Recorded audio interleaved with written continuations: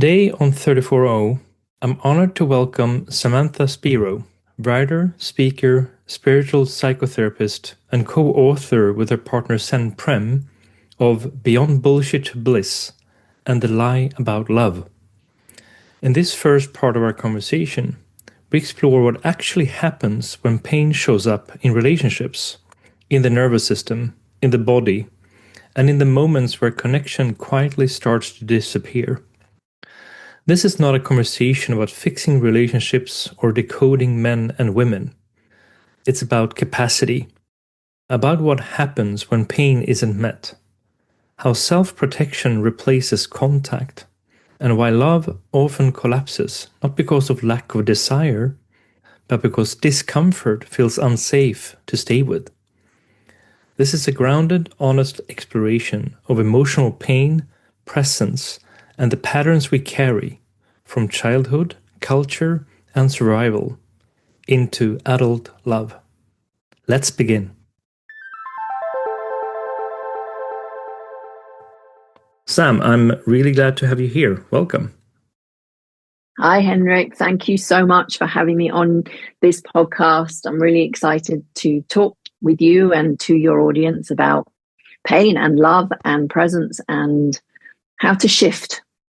Excellent. How to do what we all say we want to do. Excellent. And yeah, before we start then, so how are you arriving in your body today? Well, to be honest, it was a difficult morning because I wasn't feeling very well. And I think a teacher once said to me, even the Buddha, if he stubs his toe, will focus on the pain in the body. So I've been spending the day kind of getting my vibrations up and getting more grounded and just in acceptance that, okay, the body's not having a great day, but my soul and my heart are ready. How about you? I am feeling actually poised and energized. And here in Sweden today, we have snow. There's a bit of a snowstorm outside and quite a few minus degrees, but it's beautiful. And we talked about this a bit before. I like the four seasons. When you actually have winter now, it's a good time for slowing down and being really in the present and reflecting a bit. I think it's a beautiful place to be in that sense. So we're going to talk about why love collapses when pain isn't faced and what changes when someone learns to stay present with discomfort instead of defending against it. So I know that this is a subject you're very passionate about. So where do you start these thoughts? Well, I think sometimes I call myself a pain doula because, being able to sit with your own pain or with somebody else's pain is not only an honor, but it's something that we definitely did not learn in school ever. You know, if you remember, you go back to the playground and if you did something wrong, it was like, oh, am I going to get into trouble? And you went out of your way to not be found out, but not to have to experience anger and definitely sadness, although depending, sometimes some people were okay to be sad, but other people weren't okay to be sad. Was it a shame thing? So we had all of this input when we were kids. But, we get to the point where, from experience, 15, 16, had my first boyfriend and come from my own experience of life, which was quite traumatic, surprise, being able to deal with a boyfriend and the rejection, of course, because, when you're 16, you're going to get rejected because that's the natural path. And it hurt. It really, really hurt. And as I got older, though, and more people started talking to me about, I was one of those kids who everyone told their problems to. And it just got to the point where, if you fast forward X amount of years, I left the UK, I left Europe, I went and moved to Asia. I stayed there for 20 years. I worked with a spiritual teacher, guru. And I remember once 20 years later or 22 years later, and my sister saying to me, well, you should get a refund. Because there I was. I mean, yes, I could transmute pain and I could do this, that, and the other, but the same issues were still causing me pain. So that was, I guess, the start of, for me, how to go and, pain is a lesson. but not even a lesson, actually. Pain is a prompt, a cue that's saying to us, there's a part of me that needs attention, and stop outsourcing it to other people. It's so true. And I think a lot of people also miss the fact that the body never lies, right? So when you do have pain or something, and there is something you need to pay attention to, like you say. So, but it's not necessarily so. All right, so interesting. Try this. So you get a contraction. Okay, I know we're jumping straight in, and feel free to divert me any way you wish. But you get a contraction, and so I mean, the biggest way to think about it is somebody says to you, you're a vegetarian, but somebody says to you, do you want a sausage sandwich? And your body kind of goes. Now that contraction is not necessarily. It's not necessarily because the external criteria is wrong, right? Yeah, exactly. But it's something that you believe yourself, or something that goes against what you experience to be right. Yeah, that's more it. But it doesn't necessarily mean it's even right or it's wrong. I think it's more it might be, all right, sausage sandwich is possibly not the best example, but it might be that, let's take the relationships. Okay. So we're having a discussion and your phone beeps and there's a text, and rather than putting, you pick up the phone and you look at it, and this is a subject close to my heart. So you'll pick up the phone and you start looking at it, but your partner wants to carry on having this discussion. So you feel the contraction. Exactly. And you can make it mean anything you want. Or he doesn't care about me. He's more interested in other people. He, he's rude. He doesn't see me.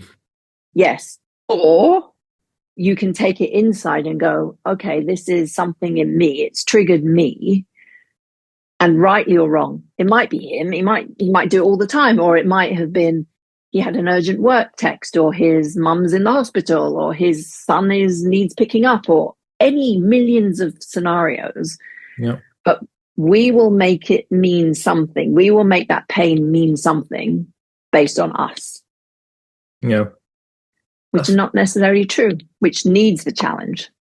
True, but I mean, I think there's also likely a root cause as to why that is. Why do we make it about us or me when it's not necessarily about that? Because there's other factors for my partner in that case that affects her in my case then, right? So, but I'm the one who gets triggered by it in one way.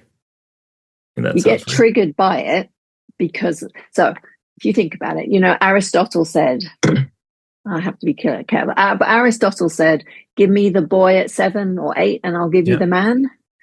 So the point being, and whether you're going from the psychological point of view or the spiritual point of view, everything that you gain during your formative years creates, if you like, the hallmark or the algorithm or I've forgotten the word, but basically it's showing you the prism through which you see life. Right? Yeah. So if say you've had a trauma, if you had quite a hard relationship, or it could be anything actually. It could be even my parents forgot to pick me up when I was 6 and I was traumatized and I was left waiting. And then they picked me up. Fear of abandonment, right? Yes. So it could just be one example. And I've seen that. I've seen people who have had this fear of being left when it's just one example. And I think they make it mean everything. Exactly. And I think a lot of men are, I would say the vast majority of men are taught to not show pain or emotion when you feel something, right? So for example, going back to what you mentioned when we were kids and you're in the playground and let's say and I can just think about my own experience there. Like I fell off a swing when I was like 5 or 6 or something like that, right? And I remember there was an adult around there who said, just brush it off and get up. It's nothing bad, right? So I had to suppress the feeling of, the pain that had caused, right? And that's just an example of, I think a lot of guys are like that. If something happens to them, it's like, just brush it off. It's nothing to worry about, right? But if it's a girl, how are you? Are you okay? So it's much more that attentive. I think it might be changing now a bit, but at least when I grew up, that sort of there was a clear distinction about how guys should look about being hurt versus a girl, right? Sad but true, and we've seen it. And I mean, I think it depends actually on our mothers as well. And bless them, the mothers did the best they could. But Yeah. I think maybe mums were harder. Sorry for the generalizations. Some mums may have been more hard with their Yeah. sons than they had been with their daughters.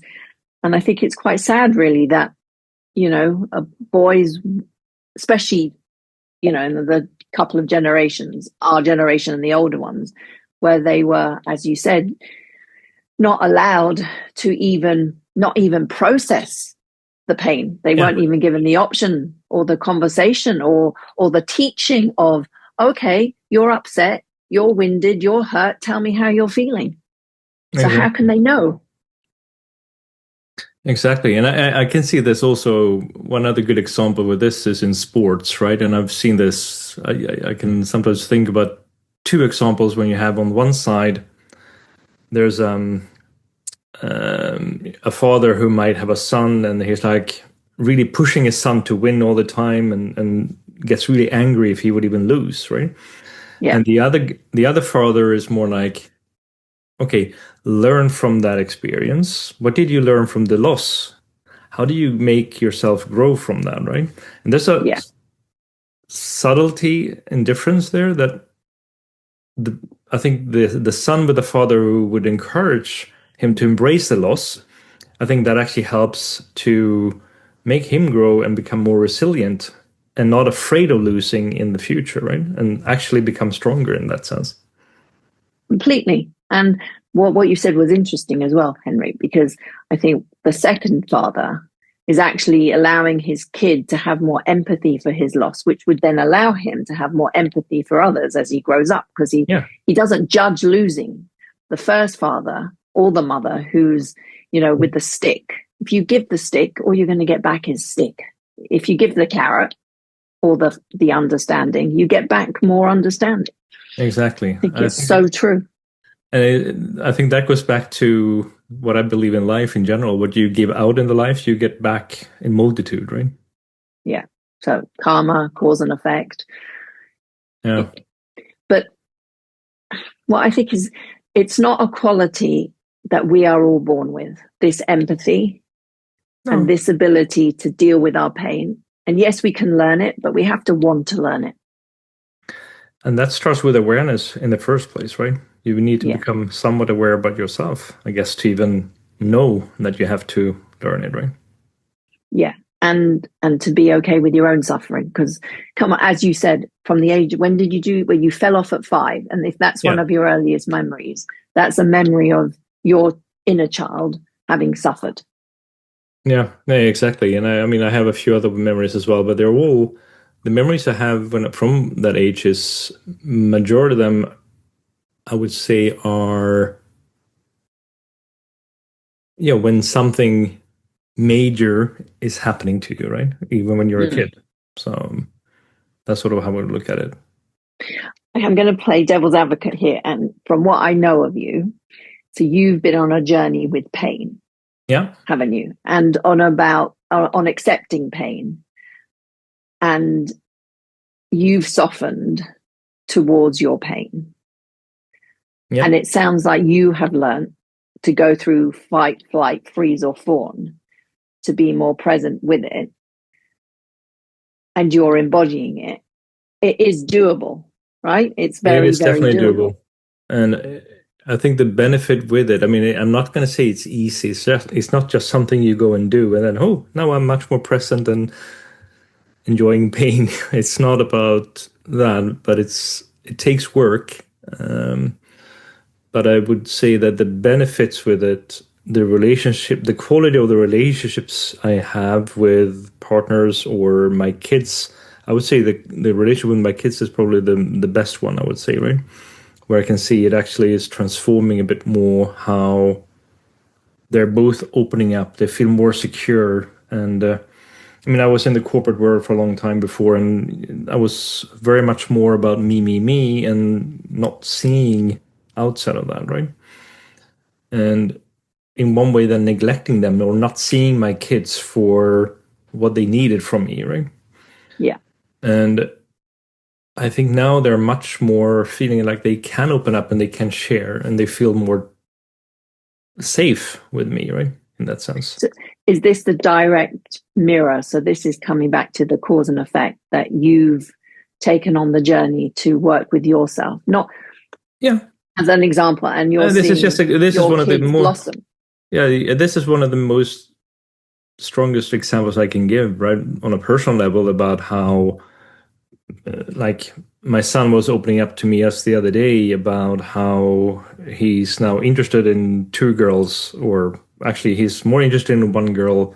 The other girl said that she's interested in him, and it's just this teenage boy dilemma with girls, I guess. And but the way that he's opening up about it and talks about it and shares these things, I never did that with my father in this to this degree, right? Yeah. And I think this is about when you start getting that trust, and we can open up and you can talk about fears and you can talk about what does it mean to love someone. When you start having these conversations with your kids, it is powerful, and they will soften in that sense when they see that I'm softening up. And I don't say that softening up here doesn't mean weak, because I think a lot of guys, particularly, they will say that when you're softening up equals weakness. And I would say that it's actually quite the opposite. Totally agree. Because being vulnerable is your strength if you allow it to be your strength. Exactly. And I think this is sort of the paradox, is that by softening up, you can actually show that you are more resilient, you're stronger, you can actually hold space for more people, even though you might doubt it yourself sometimes. And I think this is, this is just, if you open up for this, and I think it actually helps a lot, right? And this might actually interesting you as well, Sam, that, most relationship podcasts, they have roughly, I would say, almost 80% women listening to them, right? But we actually have now this podcast on a global level. It's placed now in close to 70 countries, and 60% of the listeners are men. Welcome, men. Which is quite good, amazing, I would say, right? Because it means that I think more and more men are opening up to the fact that they want to learn more about how to be emotionally present and be growing.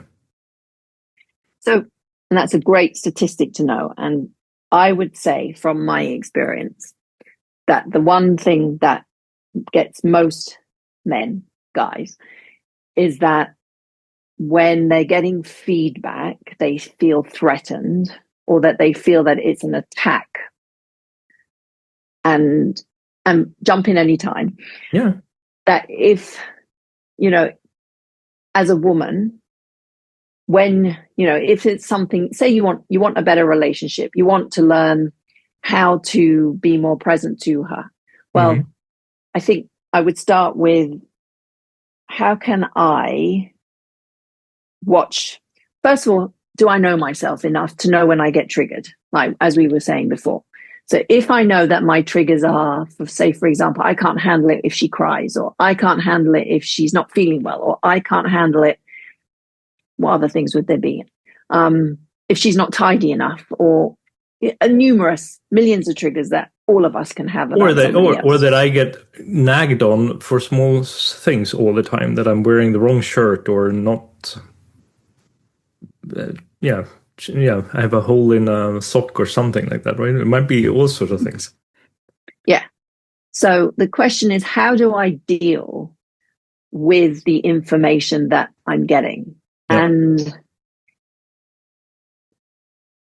it's like, at what point, though, so I think if you backtrack slightly, if in your relationship you can pick the presumption or the thesis that she means the best for me. Okay, so you want to create a safe space in your relationships where you go in thinking, I don't need to be defended. And I'm going to accept that I'm not necessarily being attacked when somebody might say, oh, you're wearing the wrong shirt. Of course, the tone, all sorts of matter in things like the tone it said and the way it said. But if you assume, okay, this person in my life who I've picked wants the best for me, start on that premise. That would alleviate probably 50% of all arguments, because then you're not on the attack. Oh, I've got a hole in my shoe. Oh, silly me. I should be wearing it. I should, and also no shoulds, right? It all depends on how you hear the attack or the suggestion. If you hear it as an attack, then that's your prompt to go inside and go, now this person who I love, who says they love me, they've pointed out that my cardigan's got a hole in it, and that's really annoyed me. But it's not about them, because, this response is mine. Something with me, exactly. How am I going to deal with it? Yeah, exactly. And I think I had a conversation in a previous episode, and I think one thing that really stuck with me there was, this is a sexologist, and he talks with a lot of clients, and I think he made the point with one of his, he has actually quite a few customers like this. And one of them said that she has a long list with items for men she's dating with. And one of the biggest icks was, for example, the wrong pair of shoes. The shoe brand is wrong. Then you can start wondering, the more important thing is, from my point of view, and we agreed on that in that conversation, was more like, hey, it's more the values you have. Can I correspond to the values together as a couple more than the brand of the shoes? Because you can buy new shoes if that's such a big thing, right? But discarding people on that surface level, I think, is sad when the world is going in that direction. I feel honestly, if you are if you're an open-minded, open-hearted person, and you find yourself in a relationship with someone who's purely that superficial, sorry for the judgment, you'd want to be asking, why am I there? Then that's also something for you to look at and to go, what is it in me that feels I need to go chase that validation? Because ultimately it's kind of similar. If you're chasing somebody who puts that much focus on the physicality, the superficial as in because it's not about feeling or sense, then you got to be asking, there's something in me that needs that validation, and that's not getting it from them. So then it's a question, what's your own self-worth in that sense is sort of one question that comes to mind for me there. How do you value yourself? If your value is based on the shoes that you wear or how people perceive you, or it's all, again, you're outsourcing the validation out there. So you're never going to feel good enough, ever, because just say she likes your shoes, but she might not like your tie, or your boxer shorts might be wrong, or the way you have sex might be wrong, and we're jumping, the way you cook dinner might be wrong, or the way you load the dishwasher might be wrong. And she might feel, obviously, we're talking some hypothetical lady who has not worked on herself at all. And it could just as well be a man, right? In this case, it was a woman. So Totally. Who wants that? I know, for example, somebody who gets up in the morning, they can feel very aggro. They go down in the kitchen, they have a look to see what's out of place, and then they make an argument because, the girl, the woman, the wife didn't stack the dishwasher correctly, and they didn't put the pans away, and they didn't. And you're thinking, well, why don't you just do it? If you want it done, do it. And I remember, Henry, at the start of my journey, I read a Byron Katie book. Yeah. And she gives this example about the socks. And, she's talking about whoever it is, the mother or the father, who was getting so annoyed that her kids or her husband were leaving the socks everywhere. And it got to the point where if you want the socks, they don't want the socks to be picked up. That's the truth for them in that experience, in that moment. So you want the socks picked up, pick them up. But too many people want to be angry about the socks. And this is sort of sad, where people are literally going on a tantrum for so small things in one way, when it's actually reflecting from themselves that they feel not seen or heard themselves, I guess, right? I think this is sort of... or they are sabotaging it, or Yeah, they might don't be want that the too. closeness. I mean, somebody who doesn't want closeness is going to find every reason in the book to sit there. How many people do we know that have been in relationships for 5, 10, 20 years, and the constant dialogue is, they're not doing this right, they're not doing this right, she's not good enough for me, he's not good enough for me, I can do better. So I'll spend, and yet 20 years later they're still there, they're still Yeah. criticizing the dishes. And then the only Why? thing, but the only thing that I know, I can also look back in my own marriage I was in, where Yeah, ultimately ended up in actually resentment, I think is the best word I can put for it, that you feel resentment towards one another. And not in a, I would say that that was more like where it ended up in the end of the day, right? And then you can make a choice. Do I stay in this? You could work really hard if both really wanted to work, I guess, on a way back together. But you can also then choose to not continue with it, right?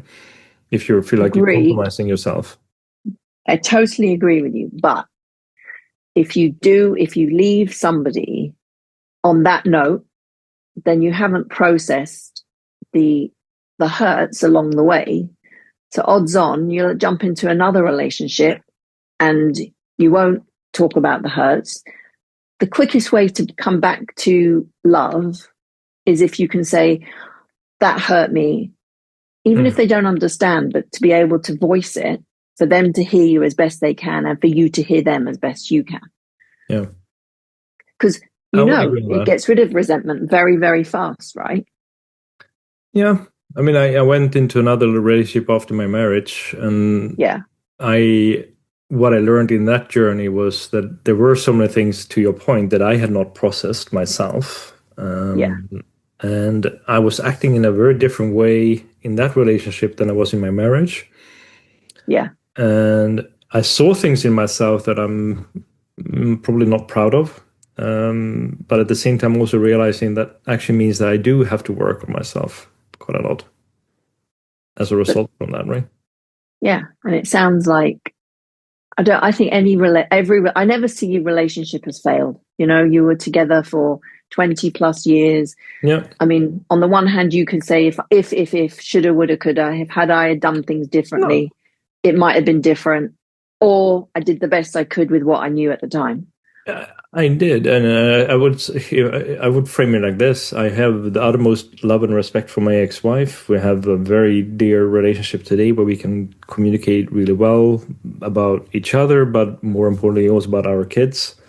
Yeah, And we are connected in ways that happens after yeah, that, right? It's just that we're now in a place where it's our relationship has changed, right? But we're still sort of a yeah, family in the sense of being a family. yeah. So for you, and assuming you've done it, but for the listeners out there, if you've come out of relationships and you have still got resentment and are still Mm. sitting on the hurt. I mean, I knew once, years and years ago, a friend of mine, he came out of a relationship with a woman. He was very attached to her because the sex was amazing. Mm-hmm. And he stayed single for 8 years or 9 years afterwards. And he was only late 20s, early 30s, because he couldn't get over that the sex has been so great and ticked so many of his boxes, and then that she could have left him. Mm. And I see that a lot with men who end up being left find it possibly even harder than women, because they, as we said, coming back to this, they didn't learn in the playground, oh, this really hurts, and Yeah, how am I going to deal with it? and sit with it for a while. Yeah, I think I mean, we touched on that before, right? So for me, I think the key thing now that I try to do, I still get triggered by the same things, and even though the one thing that has really changed for me is that I'm aware that I'm getting triggered. Before I could act on it, speak before I should have, mm. unfiltered, if you will, right? Which actually hurts more than if you can be more poised and a bit more reflected in how you respond to something. I And think sorry, go on. no, and I think that for me, I think is the one thing that has transformed the way I am with other people, in the way that I can hold myself, even though I do know that I'm getting triggered because that wound is still there. It's just that I'm looking at it from a different angle, and I can breathe through it in a different way, right? Yeah, and you're not meaning just because somebody. And the worst thing is, isn't it, when somebody says, I'll give you an example. Somebody, a client, and they got triggered by their partner because they saw something or whatever, and the client. Then the next day, they said it to the guy, and he held the space. But then the next day, she said, "Oh, I'm still triggered, but I'm dealing with it." And that was the partner couldn't take it, just because he couldn't handle that. The partner was still triggered and didn't hear that she was dealing with it and supported her in dealing with it, but it triggered him. So we're talking about triggers, and if you can catch your trigger and you know your trigger, then it doesn't have to lead to explosions. And even if it does, Henrik, even if it does, you just say, I'm triggered, but I'm with you, or I'm triggered, but I'm not leaving. And I know this is my stuff, even though I'm triggered. And I know maybe that I'm acting like a brat, but I still love you. Just those few words would save marriages. Yeah, I agree on that. And I would say that, I would say that I would probably be able to catch this now 8 out of 10 times nowadays, right? Which is brilliant. I'm not perfect, and I don't think anyone is, right? Because there are things that still will make me explode or something like that. But the other thing is this, and this is probably one other thing that I think is really key in relationships is everyone is allowed to have an outburst, whether it's with a partner or a child or something else. But the other thing is this, that how do you take accountability for that after? And saying, I am sorry that I had this explosion, but it was because of X, Y, Z things that triggered me, or this happened, but I am sorry. So you take accountability for it. And that also, to the point of saving marriages, for example, I think is also one thing that would be able to help save marriages and come back into good communication. Yeah. I would suggest, though, it's like, as I'm trying to explain to certain people, when you can say, I'm sorry I hurt you, and not even have to say I was triggered and I'm sorry I hurt you, is hard because we all feel the need to say, but, and I keep the but for later. Yeah. And sometimes it's just enough, I guess, to say I'm sorry. I agree. I think that those little words are so important. Yeah. And mean so much when, because sure, people, I think if we come back to this, she means the best for me and I mean the best for her, then we're not as defended. Then we don't have to fight mean. And exactly. Why fight mean? Think about this. And we all have arguments, right? We all get triggered. But when somebody does trigger, you don't have to go for the jugular and say, no wonder your father doesn't speak to you, or no wonder your wife left you, because why? You don't need to do that to win the point. And if readers, I'm saying that you find yourself in that scenario and you find that you are wanting to win the point, if you can in one breath, and you probably agree with me, Henrik, right? That if you can swallow it and go, I don't need to win this. I don't need to reduce somebody to tears just to feel better about myself.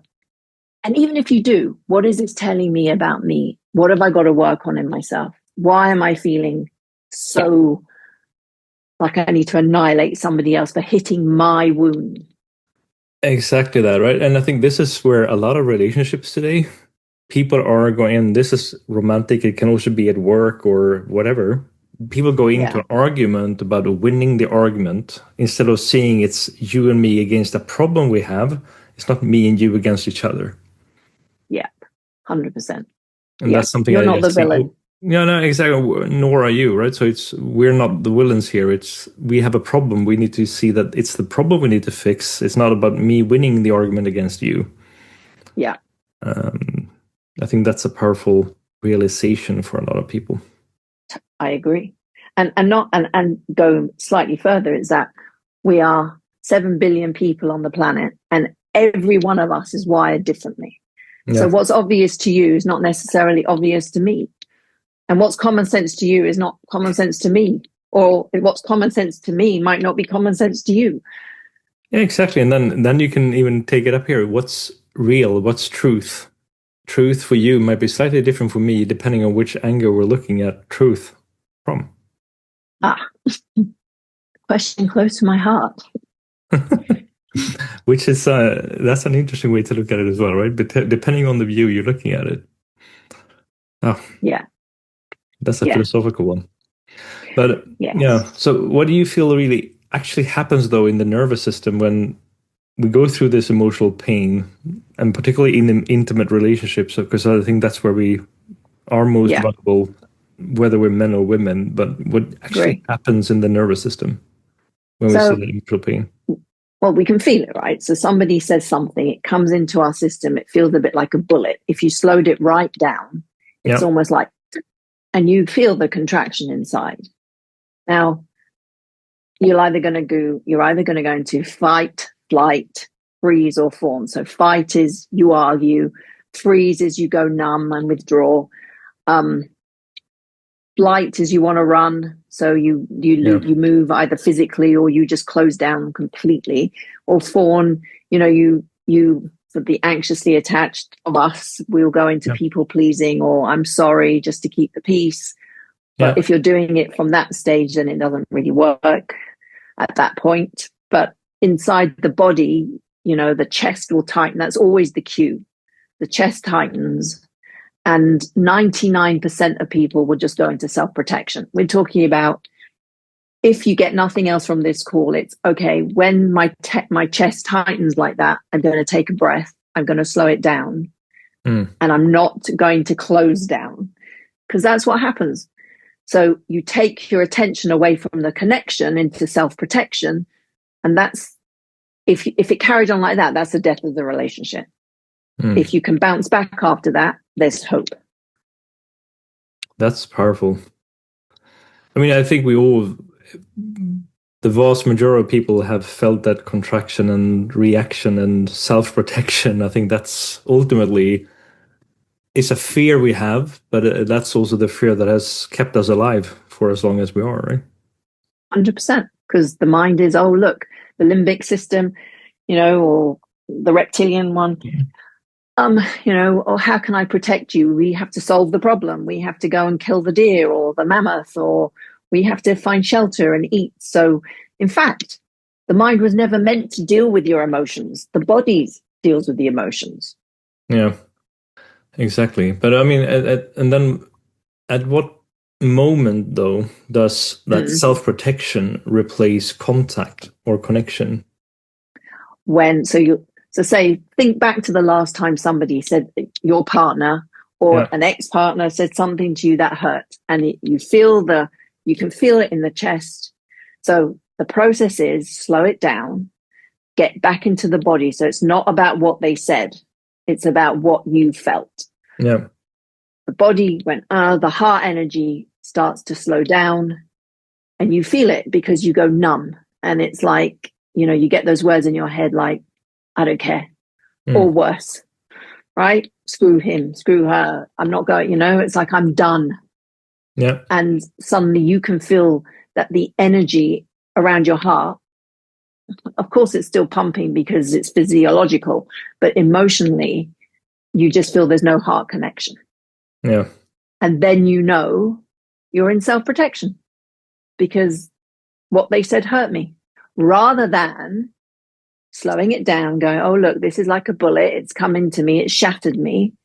I'm going to contain it. I'm going to feel the discomfort of whatever they said. And as soon as you do that, it moves through your system. I did a Buddhist course about 20 years ago. And one thing I found was really helpful. And the chief nun priest, or I forgot that, whatever he called himself. And he said, when somebody hurts you, you have two options. You can say to yourself, was there any truth in what they said? If there was, great, this is an opportunity for me to learn more about myself. Oh, and if not, no, what they said wasn't true, but I can have compassion for them. That's beautiful.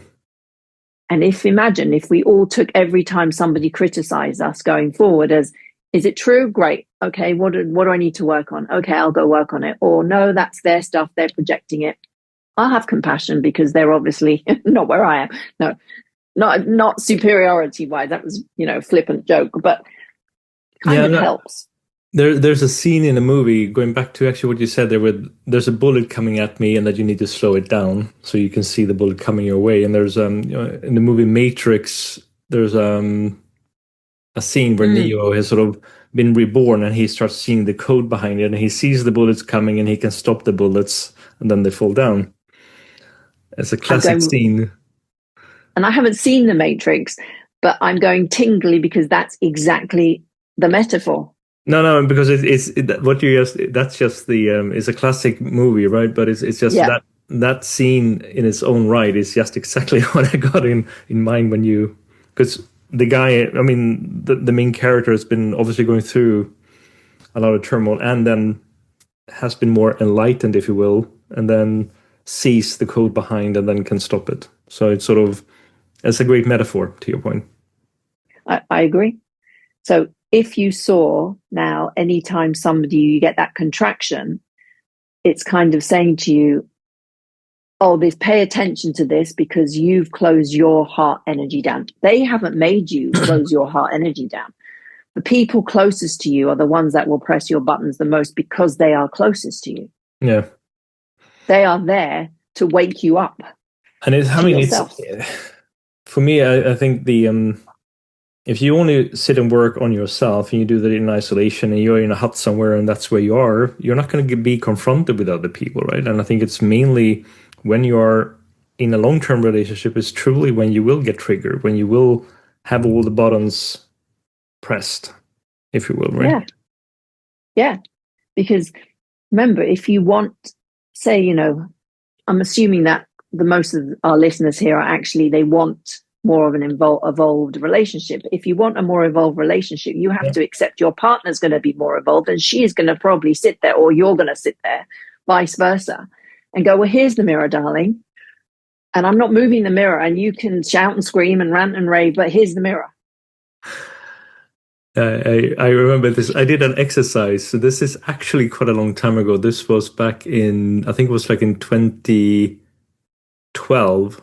I was in the US doing a course, and the interesting thing with this was it was about communication and in the workplace, but it was a very frustrating one because we were working in pairs, and each of us had a paper that we were going to use, and it started off with one person is talking and the other one is listening, receiving, and the important thing here was whenever you stopped listening to the other person, you had to put up the paper in front of the head.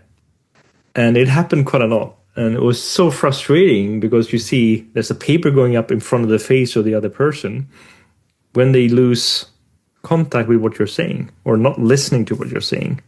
Interesting. And it was an interesting exercise. And I think it stayed with me for quite some time because it's as important in a romantic relationship as it is at work, right? And in today's world, we're working so much with online media and, we're in digital meetings and it's really hard to stay focused, right? And I've seen this also if you think about in leadership in the workplace, I think there's a lot of leaders who are not fully present with their employees when they're talking. So they might be in a one-on-one or a one-to-few meeting, and I've seen that happening so many times in the business life, right? Where people are doing something else. I'm looking at my phone, I'm doing something here, but they're not actually there with the other person. And that's the worst thing, isn't it? That absence. You can always tell when somebody's not present with you. Yeah. And I think that is hurtful for the other person on the other side. And it's also very hard then to build a truthful relationship by direction. And trust. And that's the same in a romantic relationship as it is in a work. I mean, this was just a workplace example, right? But it's sort of as valid for a romantic partnership. Totally. I totally agree with you. There's no excuse for sitting there scrolling your phone and not looking up when your partner comes in the room. And likewise for them. Yeah. 2 minutes of attention is all it takes. It's like if you wouldn't want your kids to do it to you, Why Yeah, would you ever do it to your partner? exactly. And I think that's I mean, thinking actually back on a bit what we talked about before, we mentioned here the the two fathers, right? The one who was more Yeah. harsh and the other one who's more soft with the father. And for me, I think there's another element with that where you can talk in leadership, you can talk about leaders being either a walnut or a peach. Mm. And meaning, going back to what we talked about, being more softer in how we can be, right? So the walnut has a very hard shell and very Mm. empty on the inside. Mm. And the peach is very soft on the outside, but has a very Yeah. hard core. Okay. I'm going with you. So the whole element there is more about actually these leaders who are so tough on the outside and really, want to be strong quotation mark are actually very insecure and soft, not or empty on the inside, not soft on the inside, right? Yeah.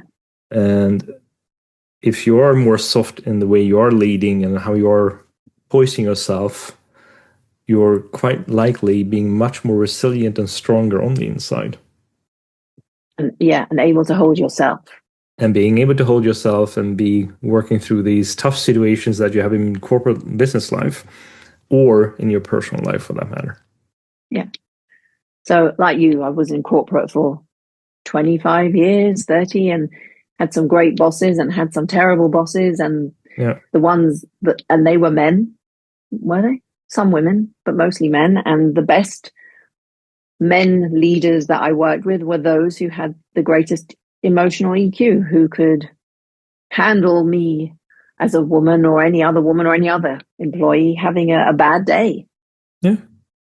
Not everybody has a great day all the time. And I think considering we spend so much time at work, Yeah. and they are the people we work with is the most resilient, if you like, is the most continuous relationship that we have while we're in that job. Why can we not work? I mean, if we're moving on to that subject, why can we not have a kinder workplace where people can be people? Yeah, in one way it is like that, right? But I think because I think ultimately we're all humans, and it is about connection, right? And how we connect with people, whether it is romantic or at work, and we Yeah. do spend a lot of time at work in that sense, right? So, but I think No, this is just I think the analogy with the peach and the walnut, I think is just interesting from the point of view of how you can see people in general being today, right? And that yes, yeah. that difference between the And that's hard the world. protection. But that the walnut is a self-protected person who never grew the Exactly. muscle internally of I can be soft and vulnerable and still be strong. Yeah, You know? because and this is predominantly men. I wouldn't say it's only men, but most of them are men, right? That Yeah, are like that. Always exceptions, obviously, but there's correct. always the men. A lot of the men has been taught to not show weakness, to not talk about emotions, and when you're like that, it affects everything you do, right? How you are as a human being. Yeah, because it's conditional. It's great if you're happy and smiley and bouncy, but as soon as you have a problem, then I can't hold space for you. So Yeah, then one person does the emotional lifting. And I don't want to say, I mean, there are plenty of men who suffer that at the hands of women as much as women suffer it at the hands of men. So yeah, it's not a gender thing. a We human see thing. it and we're seeing it more and more now. And I think either it's because there's more attention's being paid to it on social media. I think women are talking out more, men too are talking out more. But I see a lot of people being just not kind to other people. And that has to be because they are not kind to themselves because they never learn how. But I don't think it's too late. I think we can say, okay, I may have suffered as a kid. I may have been bullied. My father may have left. The money may have run out, whatever it might have been. But I wasn't to blame for that. But how Yeah. I deal with this as an adult is 100% my responsibility. It's not my partner's responsibility, how I deal with my trauma. Exactly, but I mean, and that goes back to I think we all have a work to do when it comes or account to be accountable and take ownership about that. It is about being self-aware, I think, right? Like we touched on before. And to be growing in any relationship, I think that's the best place to start. Totally. I mean, even just asking that one question to your partner, how are you? Yeah. If you did nothing else, but you know, every morning or afternoon, or you check in, how are you doing? How are you? Yeah, even if you've heard it all before, ask. And I think that I've touched on this in previous episodes as well, right? But I think a lot of guys are here to perform, right? We're here to do something. We need to deliver a result of some sort, right? Yeah. And I remember with my ex-wife, it was really this thing where she was telling me something and I was not even finished listening to her. I started fixing the problem or wanting to fix the problem, talking back to her before she even finished the sentence, right? Yeah. And now I think where I'm been working on myself now is really to be more in the mode of, do you need me to listen to you right now? Just listen to you? Do you need a hug, or do you need me to fix something? And it's always a good thing as a guy to actually ask that question when a woman, your partner, actually starts talking to you like that. Because a lot of guys are like this, they want to fix a problem when they listen to the woman, right? But just starting with asking that question first, I think can help men come quite a long way, and also making the woman feel more seen in that process, right? I mean, I love that you would even ask. Sometimes I think just get up and give her a hug. Yeah. Sometimes, but it depends on the woman. I mean, you know, if she's not a woman who's necessarily as touchy as some, then just listening to her. But yes, asking the question, those three things, I'd love to do it as a social experiment, because again, I think these very easy things, you don't need to be a trained, you know, you don't need to be a psychotherapist or a coach or a healer. All you need to be able to do is say, I care enough about this person that I want, it's not even about committing to lifelong, you know, commitment to psychology courses or anything. It's literally that's what you just said. Say that to your partner. And do you need a hug? Do you need me to listen, or do you need me to fix it? Yeah. And I just think you'll have a woman for life. Sometimes there's obviously things that need fixing, right? So let it be a window or you know, cleaning the toilet, whatever it might be, right? But sometimes I think it's just, I know, because I made the mistake myself so many times. So I think first you listen, then you give her the hug, and then you fix it. Yeah. If I was going to say anything, I'm just be like, wow. I mean, that's a dream come true. Yeah, but I think, I mean, I kind of, that has really sunk in with me, and I think for me it really is something that is changing a lot of things, right? And when you become more present about it, I think it helps a lot.